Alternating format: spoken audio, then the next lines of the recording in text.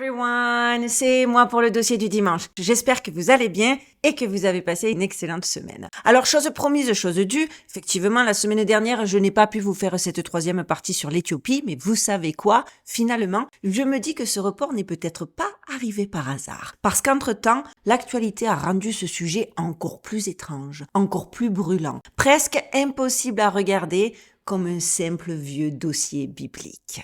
Et comme quoi dans la vie, je le répète, rien n'arrive jamais par hasard. Si vous avez vu ma vidéo de jeudi, pour ceux qui ne l'ont pas vue, je la mets en barre de description, vous avez entendu parler de Monseigneur Stéphane Rossetti, cet exorciste officiel de Washington, ancien officier du renseignement militaire, qui a été écarté après avoir relié certains phénomènes UFO, certains UAP comme on les appelle aujourd'hui, à une possible dimension démoniaque.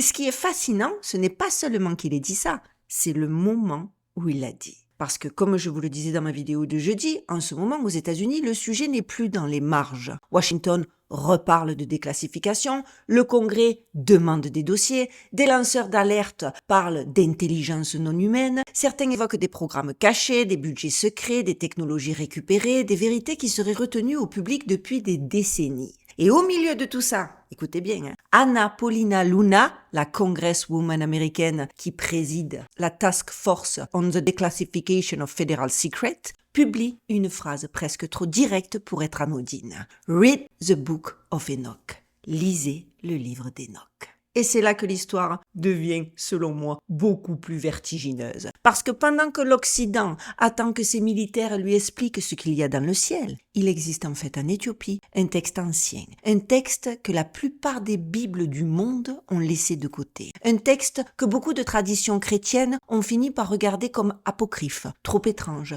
trop instable, trop difficile à intégrer. Mais un texte que l'Église éthiopienne, elle, n'a jamais abandonné. Ce texte, les amis, c'est le livre d'Enoch. Et dans ce livre, vieux de plus de 2000 ans, il est déjà question d'être descendu du ciel, de veilleurs, de savoir interdit, d'hybridation, de géants, d'une humanité accélérée trop vite par des connaissances qu'elle n'était peut-être pas prête à recevoir, et d'un monde qui finit par s'effondrer sous le poids de sa propre corruption. Alors évidemment, la question n'est pas de faire semblant que le livre d'Enoch parle d'OVNI avec nos mots modernes. Ce serait bien trop simple, ce serait bien trop facile. La vraie question est beaucoup plus dérangeante. Pourquoi ce texte ancien semble-t-il soudain résonner aussi fortement avec notre époque ? Pourquoi, au moment précis où l'on reparle d'UAP, d'OVNI, d'intelligence, de disclosure, de programmes classifiés, de technologies interdites, d'entités qui ne seraient peut-être pas ce qu'elles prétendent être, un texte conservé en Éthiopie raconte déjà l'histoire d'un contact entre l'humanité et des puissances venues d'en haut. Et surtout, pourquoi ce texte a-t-il disparu de la mémoire religieuse dominante alors qu'en Éthiopie, il a survécu ? Dans les deux premières parties de cette série, on a parlé d'Aksum, de Lalibela, de l'Arche d'Alliance, des Tabots, des sanctuaires fermés, de cette Éthiopie qui ne fonctionne pas comme un musée, mais comme un coffre-fort. Un pays où certaines choses ne sont pas montrées, non pas parce qu'elles n'existent pas, mais parce qu'elles sont considérées comme trop sacrées, trop puissantes ou trop dangereuses pour être exposées. Aujourd'hui, on quitte la pierre, on quitte les églises creusées dans le roc, on quitte les reliques qu'un gardien protège derrière un voile et on entre de plein pied dans un autre type d'archive, une archive textuelle, une archive cosmique. Aujourd'hui, on va donc parler du livre d'Enoch. Alors installez-vous confortablement parce que c'est maintenant les amis. On y va.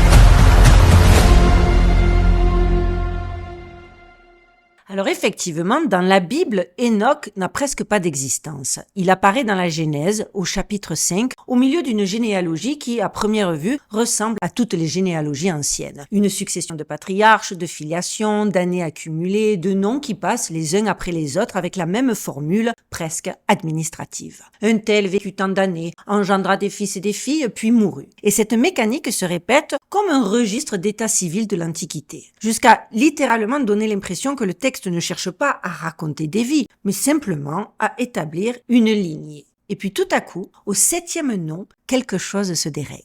Enoch, fils de Jared, père de Mathusalem, arrive dans cette liste comme les autres, sauf qu'il n'en sort pas comme les autres. Au moment où l'on attend la formule habituelle, puis il mourut, la Genèse dit tout autre chose, dans une phrase si courte qu'on pourrait presque passer à côté si elle n'était pas aussi étrange. Enoch marche avec Dieu, puis il ne fut plus, car Dieu l'avait pris. C'est tout. Pas de mort décrite, pas de tombeau, pas de corps, pas de deuil, pas d'explication. Dans une liste où chaque patriarche finit par mourir, tel quel dans le texte, Enoch est la seule rupture. Et la Bible ne s'arrête pas pour expliquer ce que cela signifie. Elle pose cette anomalie au milieu du texte et continue comme si ce détail pouvait rester suspendu, comme si le lecteur devait accepter qu'un homme, dans cette lignée d'Adam, puisque c'est de ça dont il s'agit, n'ait pas quitté le monde de la même manière que les autres. Évidemment, pendant des siècles, cette phrase a posé problème. Les premiers lecteurs juifs, les premiers chrétiens, les scribes, les théologiens ont buté sur ces quelques mots. Qu'est-ce que ça veut dire exactement ? Dieu l'avait pris. Pris d'où ? Pris comment ? Et pourquoi Enoch, précisément lui, septième, je le répète, depuis Adam, au milieu de cette généalogie où tout semble suivre un ordre presque impeccable, lui, a droit à un traitement différent. Le Nouveau Testament lui-même revient sur cette disparition. Dans la lettre aux Hébreux, Enoch est présenté comme celui qui fut enlevé pour ne pas voir la mort. Et l'épître de Jude va encore plus loin. Elle ne se contente pas de mentionner Enoch. Elle lui attribue une prophétie précise, en disant qu'Enoch aurait annoncé la venue du Seigneur pour juger les impies. Et cette phrase, en plus, n'arrive pas de nulle part. On la retrouve quasiment telle quelle dans le fameux livre d'Enoch. Autrement dit, oui, vous avez bien compris, à l'intérieur même du Nouveau Testament, il reste une trace directe d'un texte qui sera, pourtant, plus tard, écarté de la plupart des canons bibliques. Dans les premiers cercles chrétiens, Enoch n'était donc pas seulement ce personnage mystérieux dont la Genèse ne dit presque rien. Il était associé à une tradition, à une parole, à une mémoire plus vaste que les quelques lignes conservées dans le texte biblique le plus connu. Et cette mémoire, les amis, eh bien, elle existe. Elle porte nom, je le répète, le livre d'Enoch. Un texte ancien, immense, dérangeant, longtemps laissé à la marge dans la plupart des traditions bibliques, mais conservé donc en Éthiopie. Un texte qui commence exactement là où la Genèse se tait dans la disparition inexpliquée d'Enoch. Et à partir de cette disparition, ce n'est plus seulement l'histoire d'un homme qui commence, c'est celle d'un monde invisible qui s'ouvre. Le livre d'Enoch n'a pas disparu par accident. Pendant les premiers siècles du christianisme, il circule. Il est lu, copié, cité, discuté. L'épître de Jude, on vient de le voir, reprend une prophétie attribuée à Enoch comme si cette référence parlait encore à ses lecteurs. Certains pères de l'Église, comme Tertullien, le défendent. Et du côté juif, le texte n'est pas une invention tardive, sortie de nulle part. Des fragments en araméen seront retrouvés bien plus tard dans les grottes de Qumran, parmi les manuscrits de la mer Morte, ce qui montre qu'Enoch circulait déjà dans le judaïsme ancien avant même l'époque de Jésus. Donc, au départ, le livre d'Enoch n'est pas un petit texte marginal, perdu dans un coin obscur de l'histoire religieuse. C'est un texte connu, un texte qui voyage, un texte qui intéresse des communautés juives, des lecteurs chrétiens, des théologiens, des scribes, je vous l'avais déjà dit. Un texte assez important pour laisser une trace dans le Nouveau Testament et assez ancien pour être retrouvé dans les bibliothèques du désert de Judée. Et puis, tout à coup, quelque chose change. À partir du IVe siècle, le christianisme n'est plus seulement une foi dispersée, portée par des communautés, parfois persécutées, parfois clandestines, souvent en désaccord les unes avec les autres. Il devient progressivement une religion impériale. Une religion qui doit définir ses frontières, stabiliser sa doctrine, décider quels textes seront lus publiquement, quels textes seront transmis comme autorité et quels textes resteront en dehors du cercle.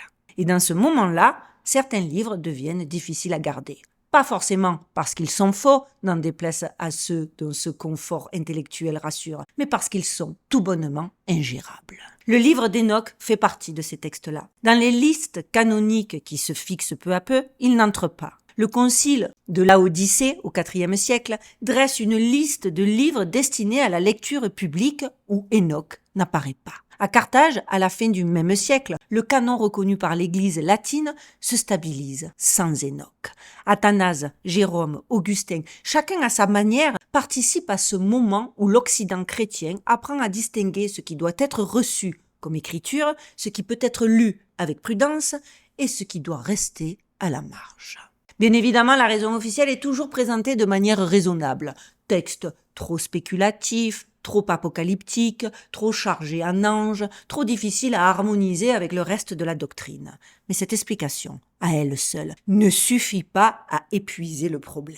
Parce qu'un texte cité dans le Nouveau Testament, connu de certains pères de l'Église, conservé dans des milieux juifs anciens, on ne le met pas simplement de côté parce qu'il est étrange. Beaucoup de textes anciens sont étranges. Beaucoup de passages bibliques sont extrêmement difficiles. La vraie question est de savoir ce que ce texte rendait difficile à contrôler, puisqu'il ne s'agit toujours que de contrôle.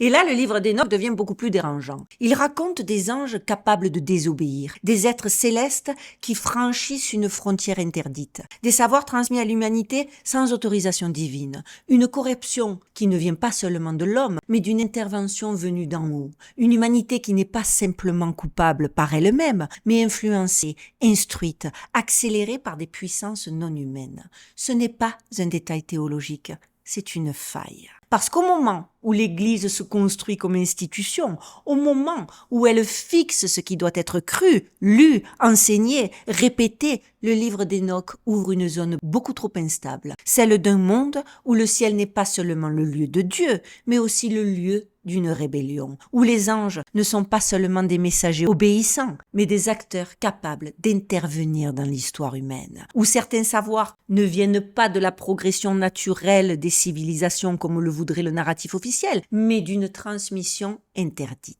Ce type de texte, dans une religion qui devient aussi une structure d'autorité, devient un réel problème. Alors, il s'efface. Il s'efface de la mémoire juive rabbinique après la destruction du temple et la réorganisation du judaïsme autour d'autres priorités textuelles. Il s'efface des canons chrétiens occidentaux à mesure que l'Église impériale consolide ses frontières doctrinales. Il disparaît pas en une nuit, évidemment, les textes comme ça ne meurent pas comme ça. Mais ils quittent d'abord les lectures publiques, puis les bibliothèques centrales, puis les habitudes, puis finalement la mémoire. En quelques siècles, le livre d'Hénoch devient presque invisible dans la tradition religieuse dominante. Presque, parce qu'en Éthiopie, quelque chose de différent se produit. L'Église éthiopienne reçoit le christianisme au IVe siècle, à peu près au moment où l'Empire romain commence lui aussi à absorber officiellement cette nouvelle religion. Mais l'Éthiopie ne reçoit pas son christianisme depuis Rome. Elle le reçoit par Alexandrie, dans un monde africain, sémitique, oriental, traversé par d'autres langues, d'autres routes, d'autres mémoires. Elle développe sa liturgie en géèse, son ancienne langue sacrée. Elle conserve son canon plus vaste, beaucoup plus large que celui des traditions occidentales. Et dans ce canon, le livre d'Hénoch n'est pas traité comme une curiosité tolérée. Il est là, à sa place, comme écriture. Eh oui, pendant que l'Occitan oublie, l'Éthiopie copie. Pendant que les bibliothèques européennes ne connaissent plus Hénoch qu'à travers des fragments, des citations, des traces indirectes, des moines éthiopiens continuent de transmettre le texte à la main, dans des monastères que ni les conciles occidentaux, ni les armées impériales, ni les grandes machines de normalisation religieuse n'ont réussi à absorber complètement. Et c'est là que nous retrouvons le fil de notre série. Dans les 2 premiers dossiers, on a parlé d'une Éthiopie qui garde ce que le reste du monde a souvent choisi de ne plus regarder. L'Arche d'Alliance derrière un voile, les tabotes dans des sanctuaires fermés, les églises de Lalibela comme une Jérusalem taillée dans la pierre. Une théologie du secret qui ne fonctionne pas comme une dissimulation, mais bel et bien comme une protection. Le livre d'Hénoch appartient à cette même logique. Sauf qu'ici, il ne s'agit pas d'un objet, il ne s'agit pas d'une relique, il s'agit d'une mémoire textuelle, ancienne, explosive, conservée dans une langue que l'Occident savant a longtemps été incapable de lire. Et lorsque d'ailleurs James Bruce, explorateur écossais, revient d'Éthiopie au XVIIIe siècle avec plusieurs manuscrits complets du livre d'Hénoch, les savants européens découvrent avec stupeur que ce texte qu'ils croyaient perdu n'était pas perdu du tout. Il était ailleurs. En 1947, les grottes de Qumran viennent confirmer ce que cette découverte avait déjà rendu impossible à ignorer. L'Éthiopie n'avait pas préservé une légende médiévale, ni une curiosité locale, ni un texte isolé sans racines. Elle avait conservé l'écho complet d'une tradition beaucoup plus ancienne, dont les fragments dormaient encore dans le désert de Judée. Et à partir de là, la question, devient difficile à éviter. Est-ce que l'Éthiopie a simplement gardé le livre d'Enoch par accident, parce que son canon s'est développé différemment, loin de Rome, loin de l'Occident, loin des centres de contrôle théologique? Ou est-ce qu'elle l'a gardé parce que ce texte correspondait à quelque chose de plus profond dans sa propre vision du sacré? L'idée que certaines vérités ne se démontrent pas sur une table, ils ne se livrent pas à tous les regards, ne se réduisent pas à un débat académique, mais se protègent, se transmettent et surtout attendent leur heure. Il me semble que ces questions sont bien légitimes, parce qu'avec Enoch, l'Éthiopie ne garde plus seulement une arche derrière un voile, elle garde un livre, et dans ce livre, le ciel, vous allez le voir, commence à devenir beaucoup moins rassurant. Le livre d'Enoch commence donc là où la Genèse refuse d'aller. Dans Genèse 6, versets 1 à 4, l'un des passages les plus étranges de toute la Bible apparaît presque sans prévenir. Quelques lignes seulement. Les fils de Dieu voient que les filles des hommes sont belles. Ils les prennent pour femmes. De cette union naissent des géants, des êtres puissants, des héros d'autrefois, des hommes de renom. Et puis le texte passe tout à coup à autre chose. Pas d'explication, pas de contexte, pas de développement. Comme si cette anomalie pouvait être déposée entre deux paragraphes, puis abandonnée là, sans que personne demande qui étaient vraiment ces fils de Dieu, pourquoi ils descendent vers les femmes humaines, et pourquoi leur union produit quelque chose d'aussi anormal que les fameux Néphilim. La Genèse ouvre donc une porte, puis la referme presque aussitôt, et en plus dans l'indifférence générale. Le livre d'Enoch, lui, s'arrête devant cette porte. Il revient en arrière. Il nomme ce que la Genèse laisse dans le flou. Il donne une structure, vous allez le voir, une chronologie, des responsables, une géographie et surtout une intention. Ce qu'il raconte est précis, presque dérangeant de précision, j'ai envie de dire. Ces êtres ne sont pas présentés comme de simples symboles, ils s'appellent les veilleurs, ces entités célestes chargées d'observer l'humanité. Dans certaines traditions araméennes, on les appelle les Irins, ceux qui veillent, ceux qui regardent, ceux qui ne dorment pas. Ils sont 200, ils ont une hiérarchie, un chef, Shemiasa, une figure centrale, Azazel, des noms, des rôles, des domaines de connaissances. On n'est pas dans une image vague du mal, ni dans une métaphore poétique sur la tentation. On est face à un groupe organisé.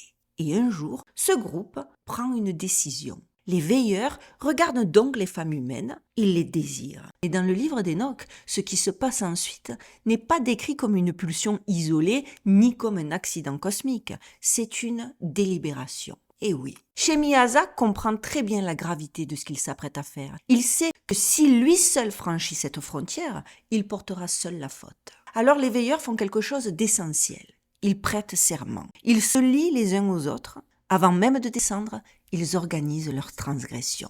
Et c'est sur le mont Hermon qu'ils franchissent la limite. Ce détail est loin d'être décoratif. Dans le texte, le lieu porte lui-même la mémoire du serment, de l'interdit, de cette décision collective qui engage les 200 veilleurs dans une faute commune. Ils ne tombent pas par ignorance, ils ne dérivent pas par faiblesse.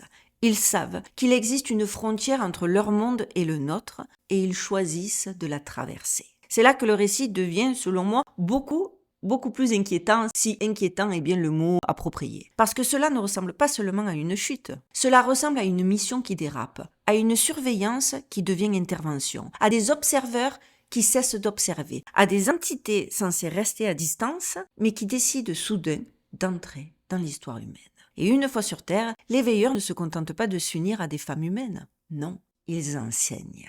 Et accrochez-vous, parce que c'est peut-être là le cœur le plus explosif du livre d'Enoch. Le problème n'est donc pas seulement sexuel, il n'est pas seulement moral, il est informationnel. Azazel enseigne aux hommes le travail des métaux, les épées, les couteaux, les boucliers, les armures. Autrement dit, la guerre organisée, l'armement, la capacité de transformer la matière en instrument de domination. Shemiasa enseigne les enchantements et les racines. D'autres transmettent l'observation des étoiles, les cycles lunaires, les signes du ciel, les phénomènes météorologiques, les comportements du soleil, les secrets de la terre. On peut appeler cela magie si l'on regarde le texte de loin, mais si on le regarde de plus près, ce que décrit Enoch ressemble moins à de la magie qu'à un transfert structuré de connaissances. Métallurgie, astronomie, médecine des plantes, lecture du ciel, compréhension des cycles naturels, maîtrise des forces invisibles qui organisent le monde. Le livre d'Enoch appelle cela des savoirs interdits. Et ce mot est essentiel. Interdit non pas parce qu'ils sont faux, interdits parce qu'ils arrivent par le mauvais canal, au mauvais moment, dans une humanité qui n'a ni la maturité spirituelle, ni la structure morale, ni la stabilité nécessaire pour les porter sans se détruire. Dans Enoch, la connaissance ne libère pas automatiquement. Elle accélère, elle déséquilibre, elle donne à l'homme des capacités nouvelles avant de lui donner la sagesse nécessaire pour ne pas en faire une arme. Et c'est de là, en vérité, que vient le chaos, et les conséquences sont immédiates. La violence se répand, la corruption gagne le monde, la terre elle-même semble réclamer justice. Mais dans Enoch, cette corruption n'est pas seulement une faute humaine qui monterait naturellement depuis la terre. Elle vient aussi d'en haut. Elle vient d'une intervention extérieure, d'un savoir livré sans autorisation, d'un mélange entre des ordres du réel qui devaient rester séparés. Les cris montent jusqu'aux archanges. C'est à ce moment-là qu'Enoch entre réellement dans l'histoire. Pas comme une victime, pas comme un simple témoin, comme un intermédiaire. Les archanges voient ce qui s'est passé. Ils voient la violence, la corruption, les secrets divulgués, l'humanité entraînée dans une trajectoire qui n'était pas la sienne. Et c'est Enoch qui est choisi pour porter le verdict aux veilleurs. Un humain donc, envoyé vers des êtres célestes pour leur annoncer leur condamnation. Ce renversement est capital parce que Enoch se retrouve exactement à la frontière des deux mondes. Il n'est pas un ange, il n'est pas un veilleur, il n'est pas un roi, il n'est pas un guerrier, il est l'homme qui marche avec Dieu, celui qui peut entendre ce que les autres n'entendent pas, voir ce que les autres ne voient pas, et traverser les espaces que le texte biblique ordinaire ne décrit jamais. Enoch transmet donc, vous l'avez compris, le jugement. Les veilleurs sont condamnés. Leurs enfants seront détruits. Eux seront enchaînés, enfermés dans les profondeurs de la terre en attente d'un jugement final. Azazel, lui, devient la figure sur laquelle la faute se concentre. Son nom restera lié dans les traditions qui suivront à l'idée de corruption, de péché transféré, de mal envoyé dans le désert. Et après cela, le déluge arrive. Mais dans le livre d'Enoch, attention, le déluge n'est plus seulement la réponse divine au péché des hommes, comme on le résume souvent à partir de la Genèse. Pas du tout. Il devient aussi la réponse à une contamination beaucoup plus grave, une intrusion du céleste dans l'humain, un franchissement de frontières, une modification de la trajectoire terrestre par des entités qui n'avaient pas le droit, qui n'étaient pas autorisées à intervenir ainsi. Le déluge dans cette lecture n'est donc pas seulement une punition, c'est une tentative de remettre le monde à zéro après une intervention qui, je répète, n'aurait jamais dû avoir lieu. En tout cas, c'était pas le bon timing. Parce qu'effectivement, il y a quelque chose que le livre d'Enoch dit et qu'on ne dit pas assez. Le vrai problème des veilleurs n'est pas seulement d'avoir désiré des femmes humaines, ce n'est pas seulement d'avoir engendré les néphilim, ni même d'avoir franchi une frontière cosmique. Derrière ces fautes visibles, il y a quelque chose de beaucoup plus profond. Le vrai crime des veilleurs, c'est l'accélération. Parce que oui, ils donnent à l'humanité des savoirs qu'elle n'était pas prête à recevoir. Des savoirs réels, puissants, efficaces, capables de transformer une civilisation. Mais livrés trop tôt dans un monde qui n'a ni la maturité spirituelle, ni les garde-fous nécessaires pour les absorber sans basculer malheureusement. C'est pour cela que la liste des enseignements est aussi très importante. Je vous le disais, Azazel enseigne le travail des métaux. Et très vite, ce savoir devient donc épée, couteau, bouclier, armure. Autrement dit, la matière est arrachée à la terre, transformée, durcie, organisée pour la guerre. La première grande conséquence de cette connaissance n'est pas la paix, c'est la capacité de tuer mieux, de dominer mieux, de faire entrer l'humanité dans une nouvelle échelle de violence.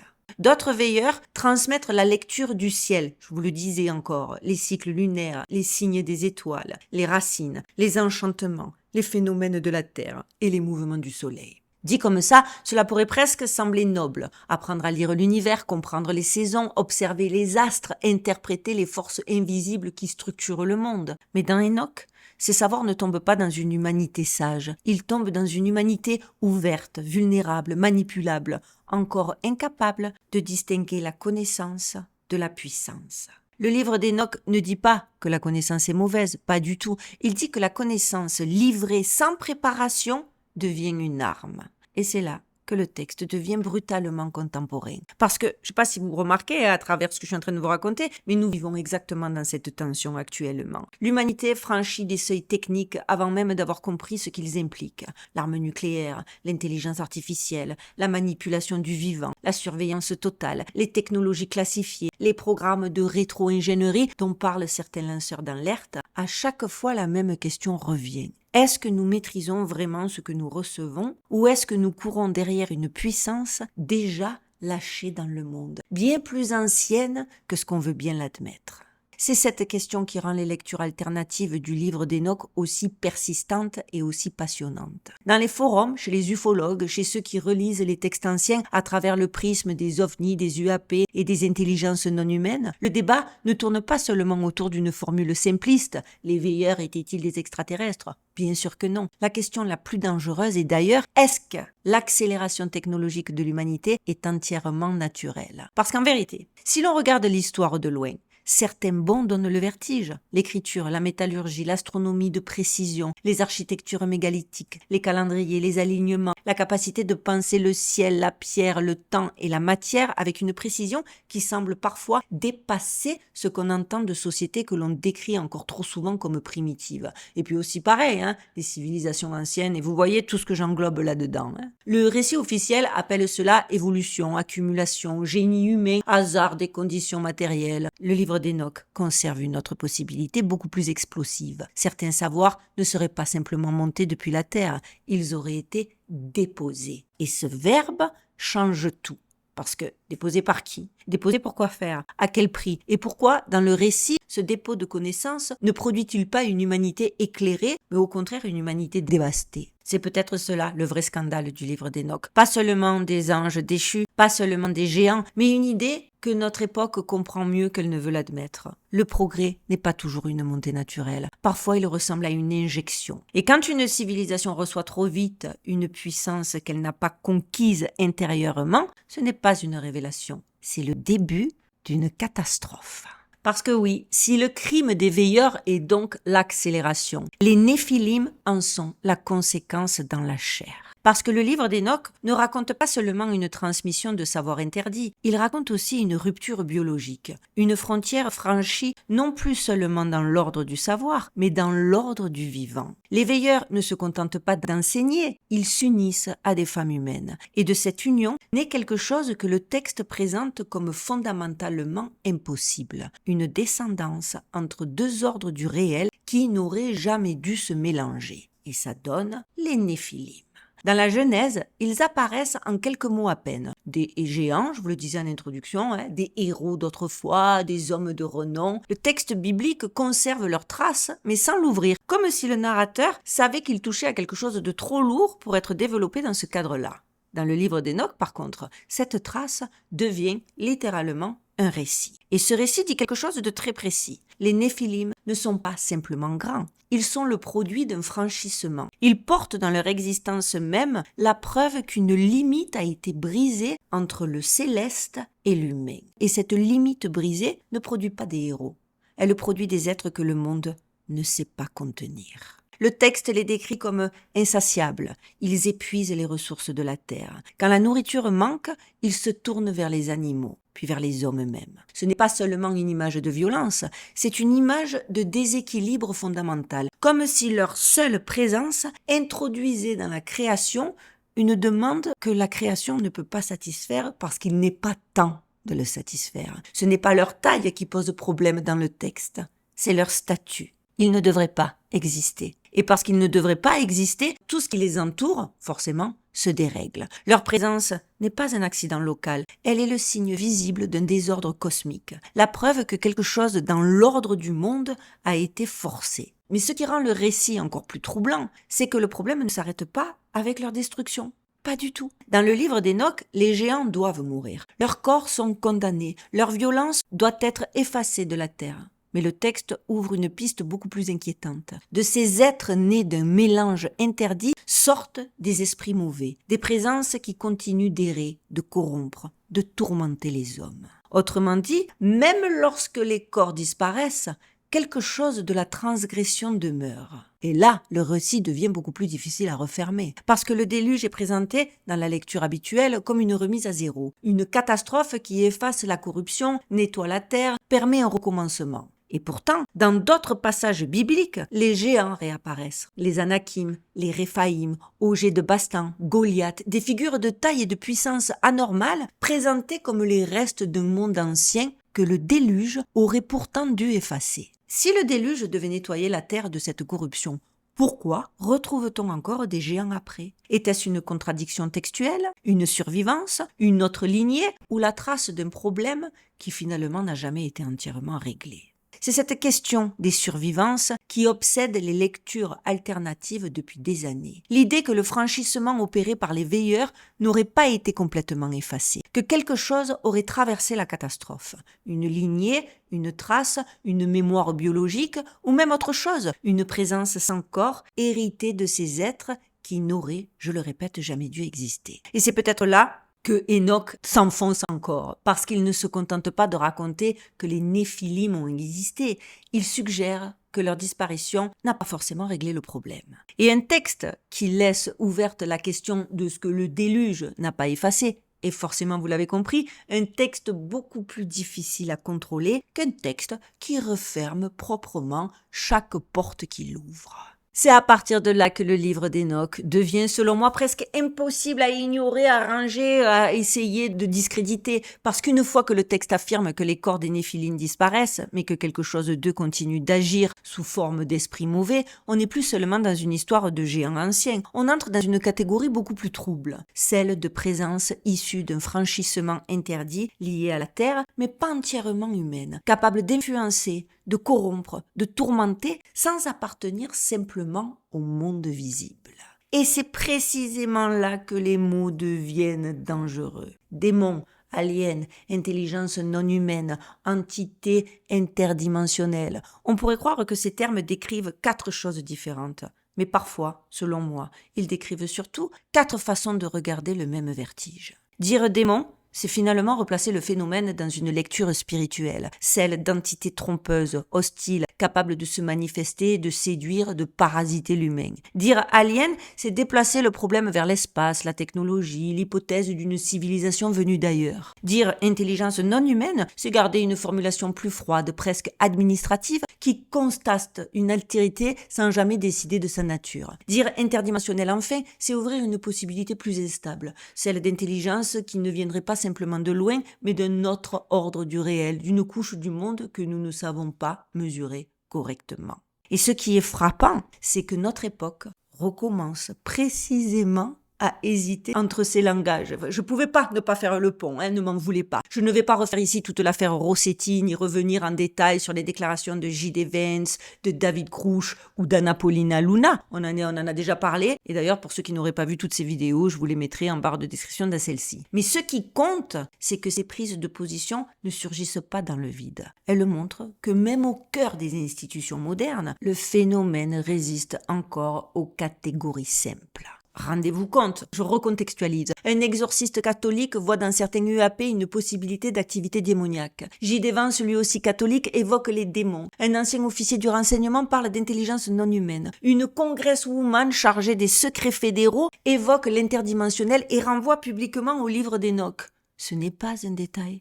C'est le signe que le débat ne porte déjà plus seulement sur l'existence d'objets dans le ciel, il porte sur la nature de ce qui se manifeste, sur la manière dont cela interagit avec nous et sur le vocabulaire même que nous sommes capables ou incapables d'utiliser. Et c'est là qu'il faut bien comprendre qu'en réalité, le livre d'Enoch est extrêmement précieux. Parce qu'il ne décrit pas des extraterrestres au sens moderne hollywoodien du terme. Il ne décrit pas non plus de simples symboles religieux. Il décrit des êtres de seuil, des intelligences capables de passer d'un ordre du réel à un autre, d'interagir avec la matière, de transmettre un savoir, d'engendrer une descendance, puis de laisser derrière elle des effets qui ne disparaissent pas avec leur corps.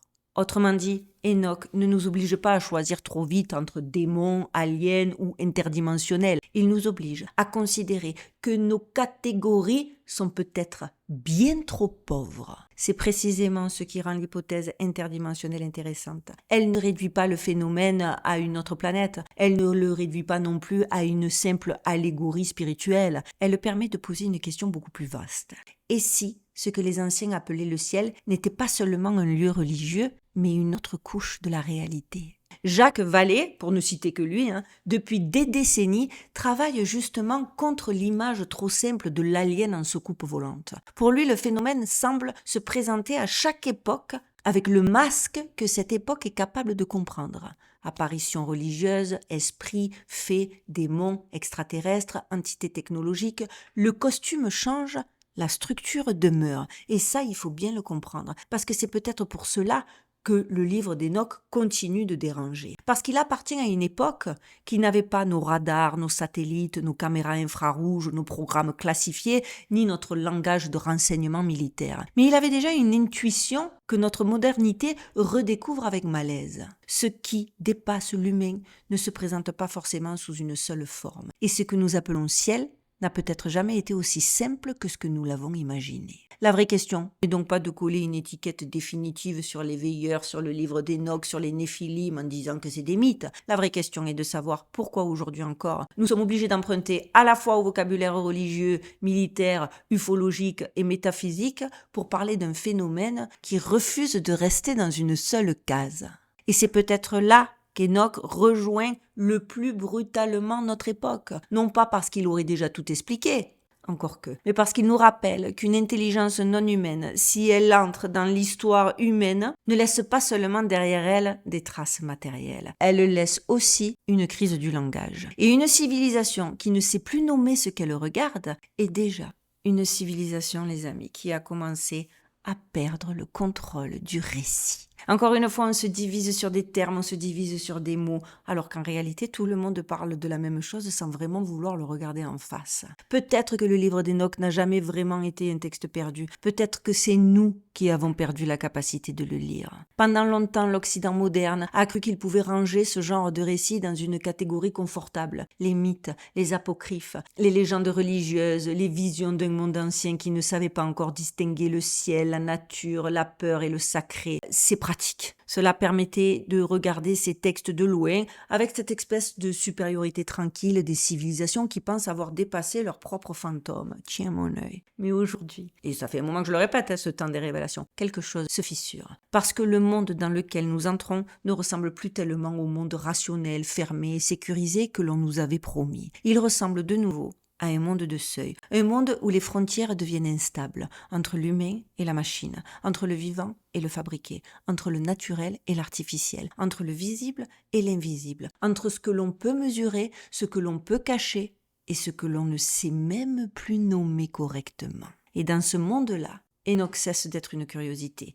Il redevient lisible. Pas parce qu'il nous apporte des réponses simples, c'est pas ce que je suis en train de dire. Pas parce qu'il faudrait le traduire de force dans le langage des extraterrestres, du Pentagone, des laboratoires ou des commissions parlementaires, mais parce qu'il conserve quelque chose que notre époque reconnaît sans vouloir l'admettre. Le vertige d'une humanité qui sent qu'elle n'est peut-être pas seule dans sa propre histoire et qui comprend trop tard surtout que certains contacts ne commencent pas par une invasion, mais par une invitation.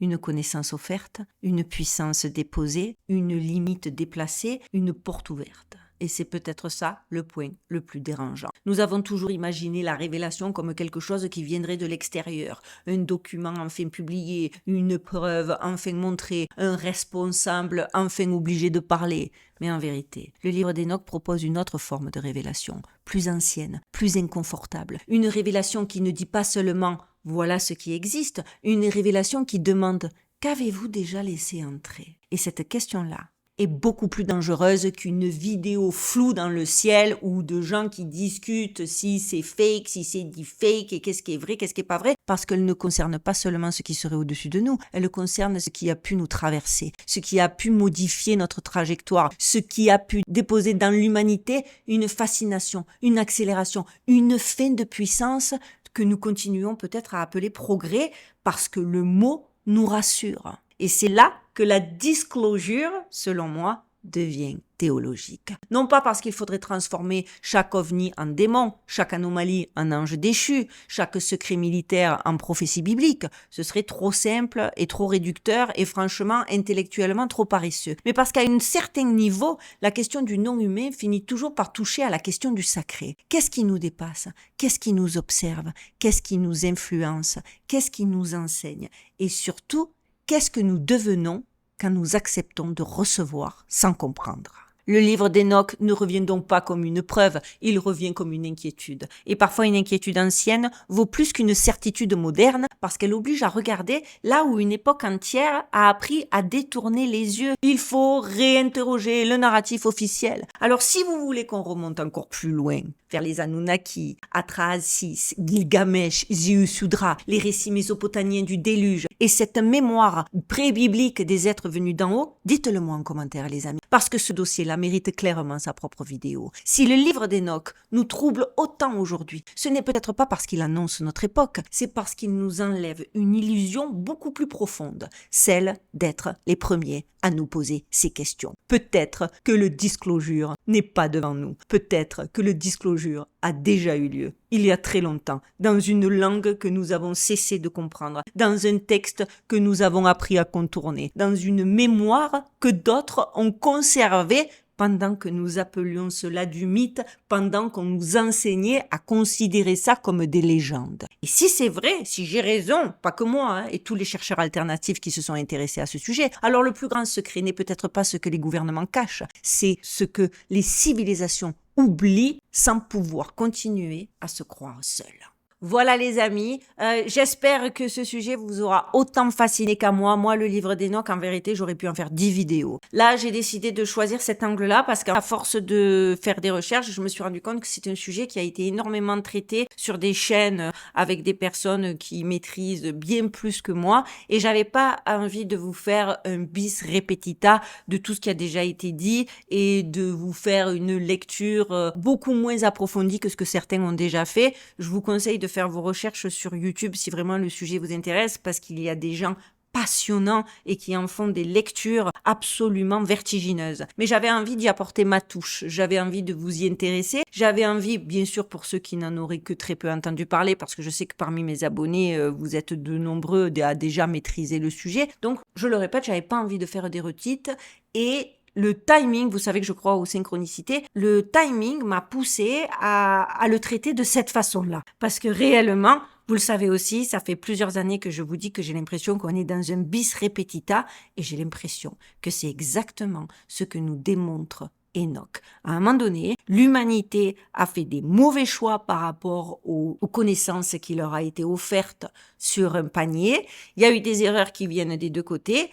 Et aujourd'hui, j'ai bien l'impression que c'est en train de se répéter. Dites-moi, comme je vous ai déjà posé la question, si on s'engouffre dans la faille et qu'on part vers les Anunnaki, ou si on revient une dernière fois sur le livre d'Enoch. Vous savez que ma chaîne, c'est aussi la vôtre, alors n'hésitez pas à me faire vos retours, vous savez que je les prends tous en considération. Voilà, en attendant, vous savez que le meilleur moyen d'aider ma chaîne et le plus simple, c'est de liker, de commenter, de partager et de booster. Vous avez vu, YouTube me boude, on pouvait pas poster ma vidéo de jeudi. Je vous le dis, aidez-moi parce que YouTube ne m'aime pas.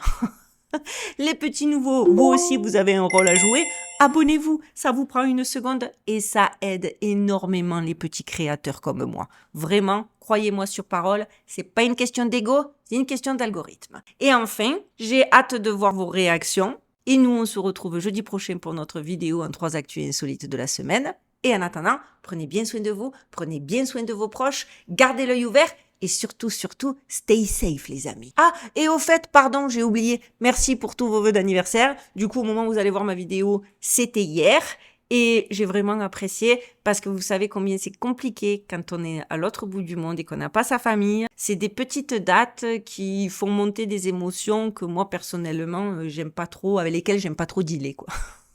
Donc merci, vous avez vraiment sauvé ma journée. Voilà, cette fois-ci, tout est dit et bien dit. À jeudi les amis.